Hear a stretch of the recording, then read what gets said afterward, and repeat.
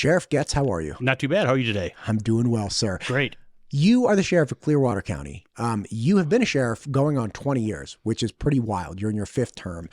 You've been at it for a minute, which means you've also been hanging out in the Capitol talking about law enforcement, talking about legislation, talking about the state and protecting it since, like 2008, 7, whenever it was, right?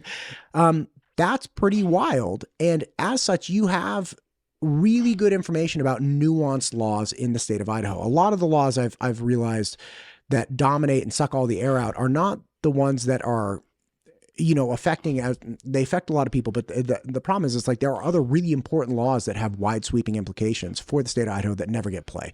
You've brought a couple of them to chat about today. I'm very excited about it. I did.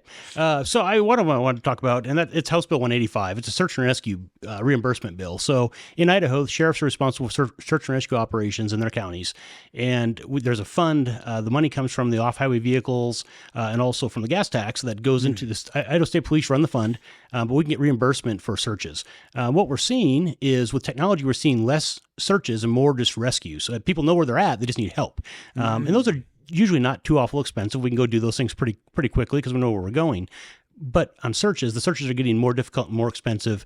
We're using things like helicopters, underwater robots, and those kind of things that we're using private contractors for that get really expensive. And so our reimbursement rates were $4,000, and that was set in the mid-1980s. And we often exceed those now, and by quite a bit sometimes. And what happens right now, when it goes over $4,000, it goes to the catastrophic fund, and they meet as needed to reimburse us. So sometimes there's up to a year wait period to get those reimbursements back, which if we have private contractors that we hired, we need to pay those bills right away. So I'm working on upping that to $8,000, and anything over $8,000 to go to the catastrophic fund. And that should help us out. Make sure that we're not spending property taxpayer dollars and not getting reimbursed in a timely manner.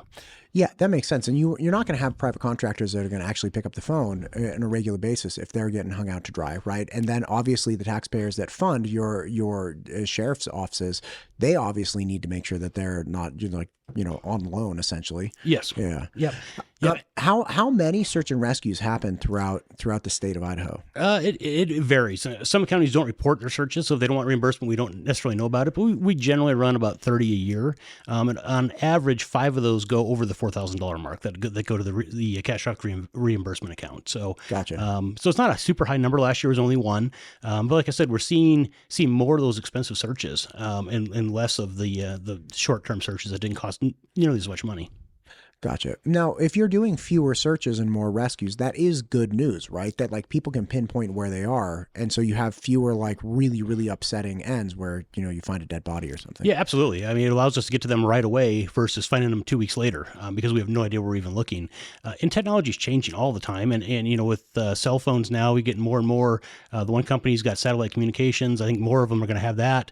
So I think our search numbers will continue to go down, hopefully, and be more rescues. Rescues are a lot, just so much easier. I've spent a lot of hours in a helicopter grid searching an area looking for somebody, and it is very, very difficult. Even times we've had GPS coordinates to where they're at using like a spot device. Sometimes it's not right on. And sometimes it takes even a little while to try to find those people that we think we know where they're at. You get there and it's like, hey, where's this person at? Well, they decided to move and walk further. And it's like, okay, there they are. We tracked them through the snow or happen to see them in an opening, but it's really challenging. When you talk about helicopters, I had Colonel Bill Gardner in here. I think it was in December, and we were chatting about a lot of things having to do with the ISP. And one thing in particular, ISP had made a request for helicopters a couple of years back, or a helicopter, right? Because they wanted to engage. Obviously, we have search and rescue problems, and we didn't have a statewide resource, right? Like individual places might have helicopters, but we didn't have a statewide resource, and that the sheriffs and chiefs could actually engage with. What do we have now? Do we still have a need for that? Or do we have evolving technology like drone technology and stuff that reduces the value of something like that? No, I still think we have the need.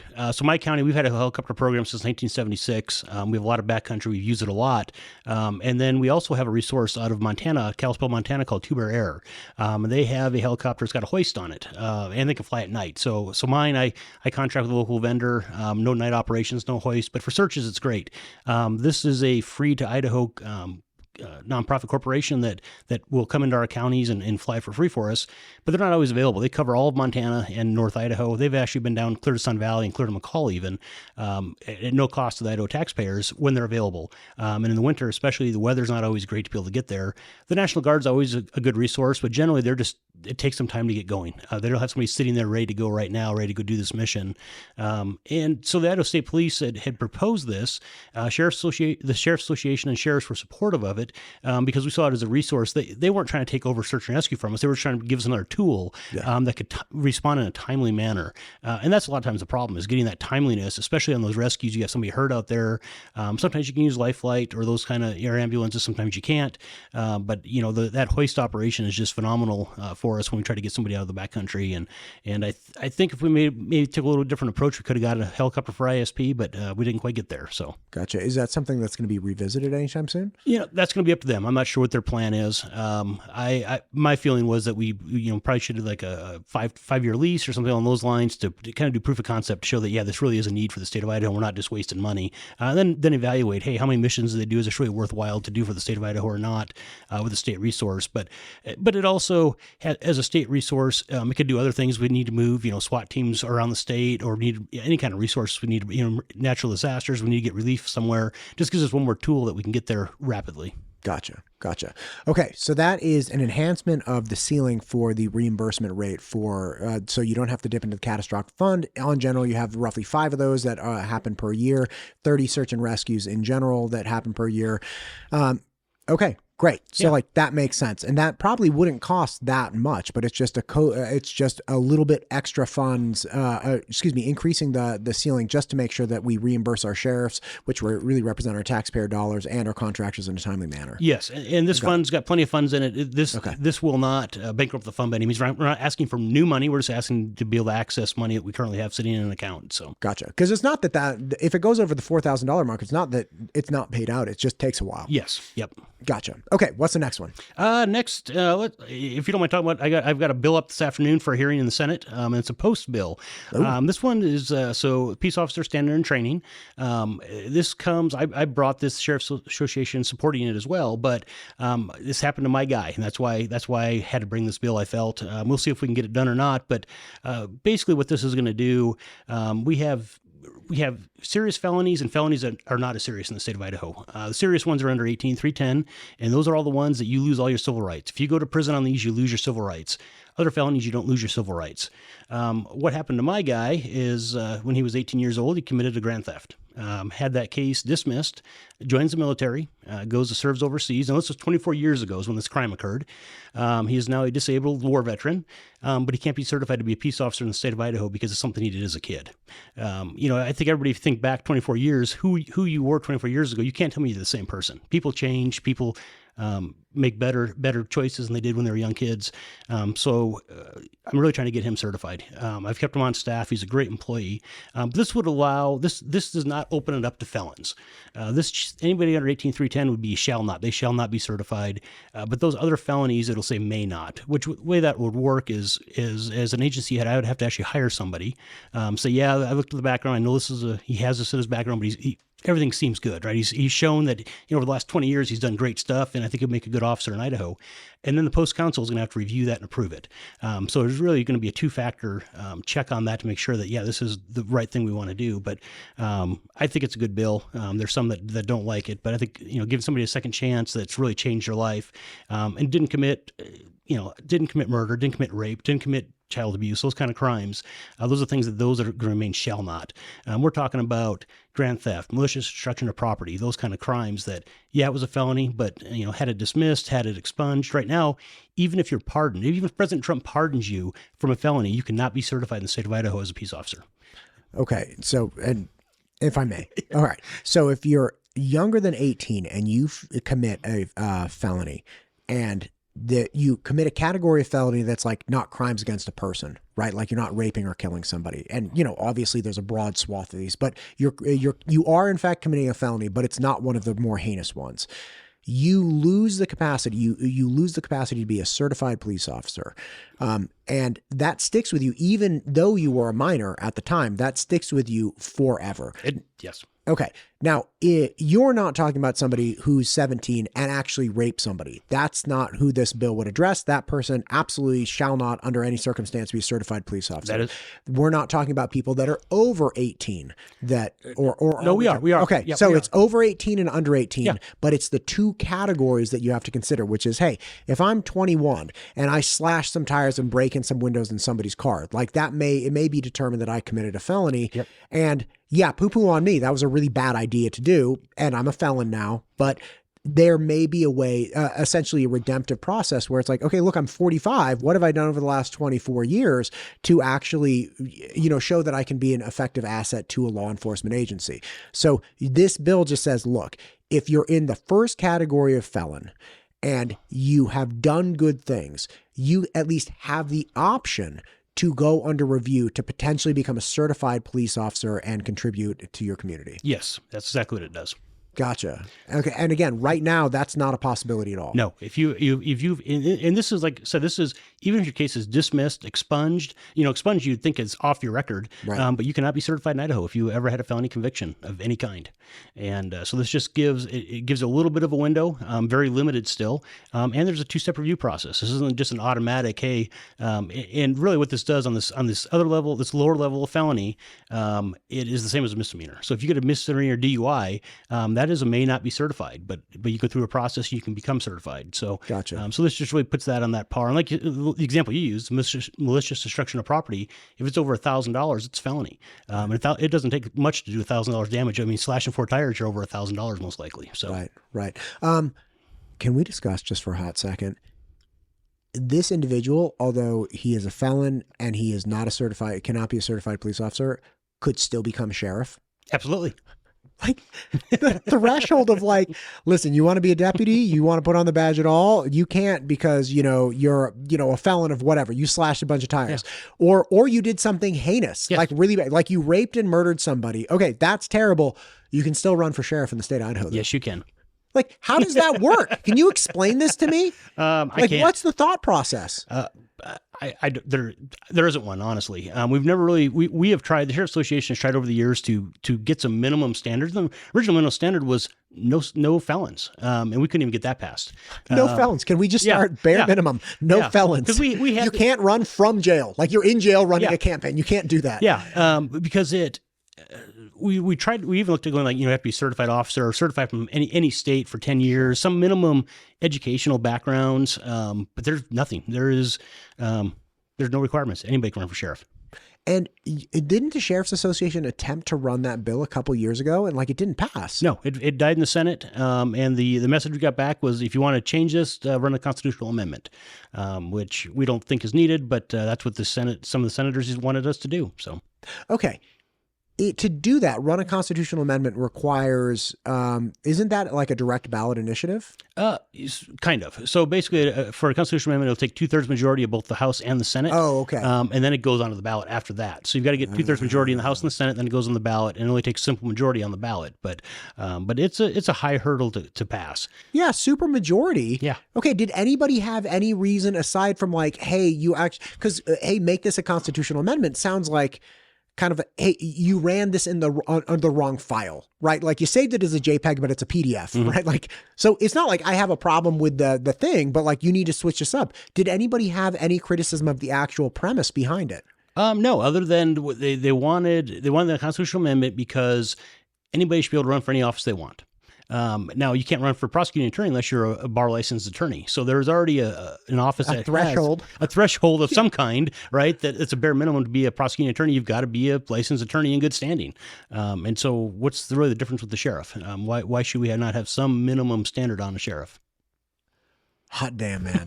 What a time to be alive. Okay, that's great. You got another one? Oh, let's see what else I've got. Yeah, I've got Senate 1086. It's a recreational trespass bill. Okay. Now I'm supportive of this idea. I think this is a good step forward. It really helps recreational communities.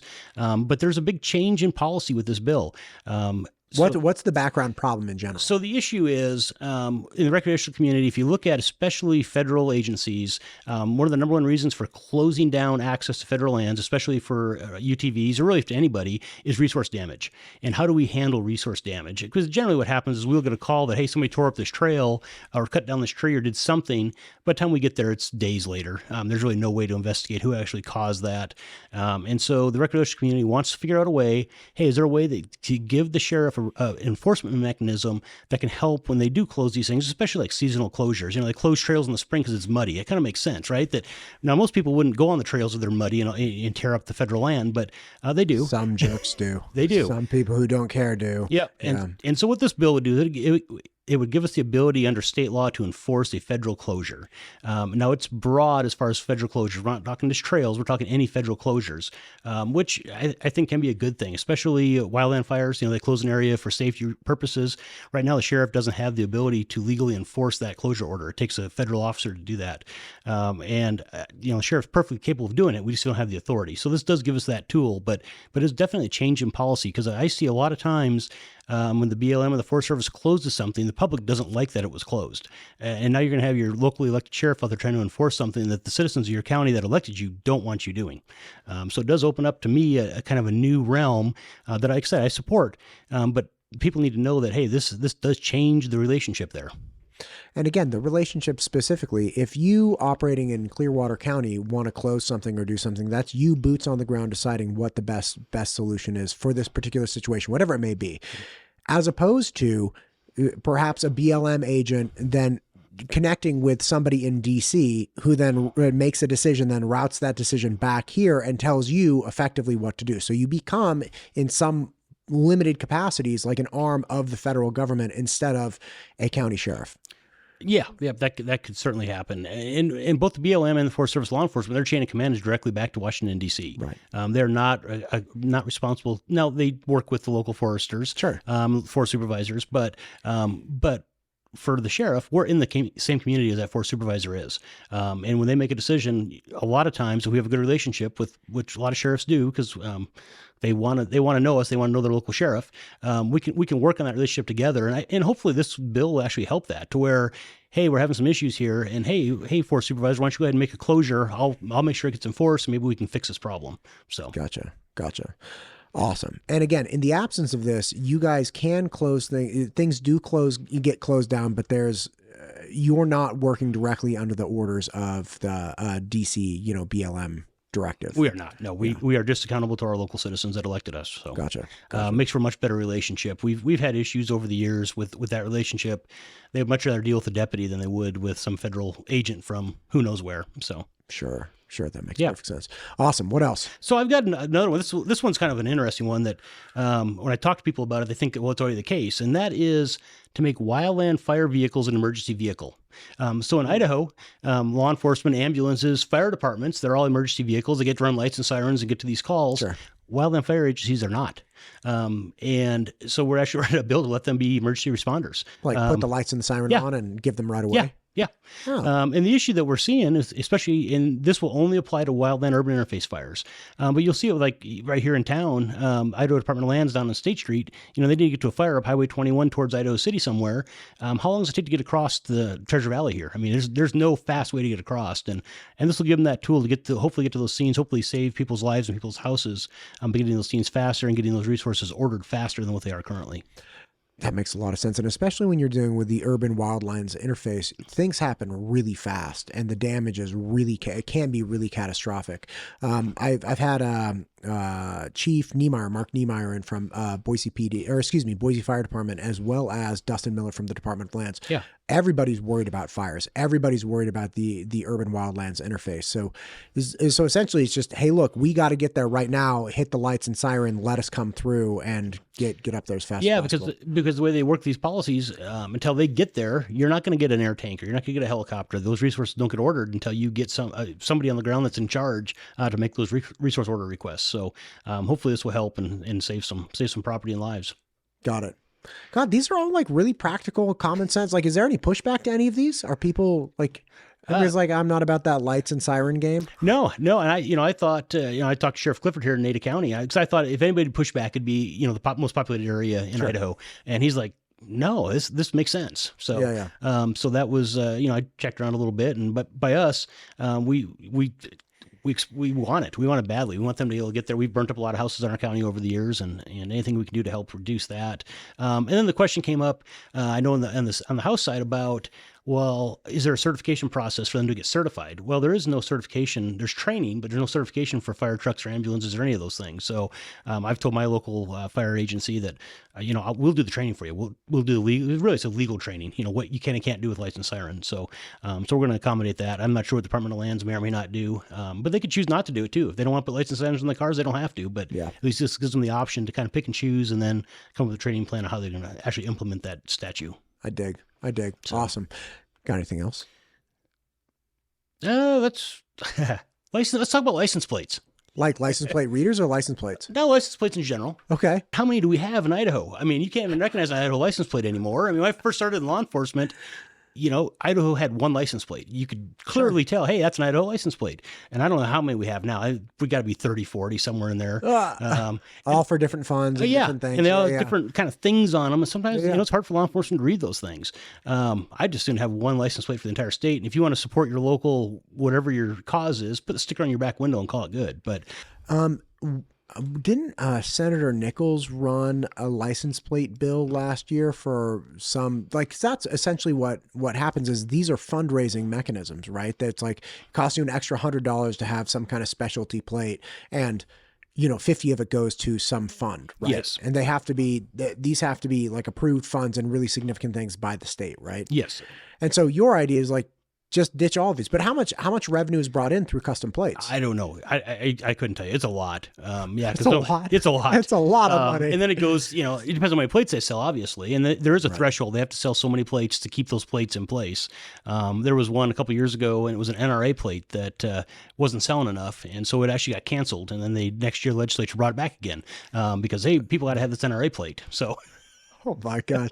I used to have a plate that was slick, dude. It was all black with a yellow text on it. And man, it would have been really easy for a law enforcement agent to see it. But it was one of the, I can't remember what the plate was for, but yeah, it was super cool. Yeah. So, they got a bill. I don't know where it's at today. I know I think it passed the House on the famous potato plates. They want to bring back a black and white license plate, which Idaho had years and years ago. So. Yes. Yeah. My guy, this is what I'm talking about. But you'd poo-poo all over all that. No more potato plate. Just one. You can have it say famous potatoes. This is part of my identity, Sheriff. Without this, I'm not going to feel right in my Highlander. The personal plates, a number of years back, Orfino High School, the mascot is the Maniac. Has been since sometime in the 50s. So we had Representative, it was Paul Shepard at the time, run a license plate bill for us, trying to get Maniac on a license plate and to get some money for the school. Wait, how many people are in Orfino High School? There is the graduating class is generally 60. So it's not huge. But people locally want to be able to show their support for their local high school and raise a little money on the side, just like all these other personalized or project license plates. It died, and one of the reasons it died. Well, there was two reasons. One, there's people that didn't like an image of a maniac on a license plate. Yeah. But number two was, well, geez, if we approve this for one high school, every high school is going to want to do this. And it's man. Yeah, that's why we don't need all these plates. Can I get a plate for the Ranch podcast? Exactly. There you go. Yeah. If you can sell your support. Yeah. If you sell so many of them, you get all the money off that, and away you go. Okay. How many would I need? We got to find out what the threshold is. I don't remember what the threshold is. I swear we could. Listen, I got a very committed, loyal viewership. I promise. Like if it's 1,000, I bet I could get 1,000 people to buy license There you go. plate. Look at that. And then you have some funds to use for this operation. So. This is lit. Now, is there any restriction to where that money goes, or can it just go to like a private organization like me? No, it's in the each plate has its own fund that it goes to, and then those funds are managed differently. Like the one Potato Commission's running, it'll go to the Potato Commission. There's a whitewater rafting license plate that goes to whitewater rafting. They actually have a group, and then they grant that money out. It's how they operate. So it's a little bit different for each plate. Come on, man, this would work. If I ever had a thing that I could get people to get behind, got to be a light. We'll put the ranch logo on. It'll just there be you a go. windmill in the middle. Yeah. And then, like, we'll make it white license plate with black writing and like a gray windmill. Yep, there you go. See, I feel like you're in support of this. Let's run a bill. Yeah. Let's run a bill. Hoodies and license plates. That's a great idea. Yeah. Wow, that's wild. And that's kind of how that process works. And you guys feel like this is, well, not you this guys, is me. but yeah. So this is you as a sheriff feel, hey, look, love the idea, love the community, but bottom line is this actually meaningfully hampers my ability to read a license plate if you have all kinds of stuff on it. Yeah, it does. The other thing that a lot of people don't know is that the inmates don't make license plates anymore. Years ago, when we had the stamped license plates, you had inmates making them. I was actually talking to some legislators this morning about that, and they're like, well, we thought the inmates still made them. It's like, no, it's printed. It's basically a sticker on that piece of aluminum now. And it's like, hey, let's go back to the stamp plates. Let's give the inmates something to do out there. But I don't know that's going to happen anytime soon. I love this. Like the nuances of plates. Who knew, man? Yeah, good times. Yeah. Awesome. Well, look, anything else? I've got nothing else on my list unless there's any other. I mean, I'm open to any topic, as you could probably tell. Yeah, so I appreciate that. I've been talking to a lot of people about, I had David Claiborne on recently, who's an attorney who's been working on illegal immigrants and laws around that. I also had Sheriff Andy Creech on. We talked a bit about that. Had former officer Mike Moralia at the beginning of the legislative session talking about license plate readers. Like, we've covered a bit. Like, is there any big thing in law enforcement in general that we're missing? I don't think so. I think there were some bills that didn't go anywhere this year.